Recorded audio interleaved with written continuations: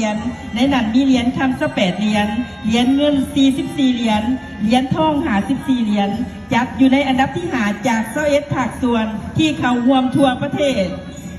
ประธานสลับแขวงจำปาสักของพวกเราเป็นได้รับเกียรติเป็นเจ้าภาพจัดการมหกรรมกีฬาแห่งชาติครั้งที่13ในปี 2028 ที่จะมาถึงภายใต้คำขวัญมิตรภาพสุขภาพความเป็นธรรมนำใจนักกีฬานำพาสู่ชัยชนะประธานเป็นที่มีเกียรติในขบวนนี้เป็นนำพาขบวนโดยทางสมบูรณ์เพื่อวงศาพ่อประธานคณะกรรมการปกครองแขวงผู้ชี้นำเบี้ยงานวัฒนธรรมสังคมและการปกครองประธานสมาคมกีฬากายกรรมของแขวงจำปาสักและชื่อทุ่งน้ำนาดูทางด้านหน้าก็ถือว่าเป็นนางผู้เวียงผู้สายคำเนาะซึ่งเป็นนักกีฬาบันทรงและแลนด์ลาน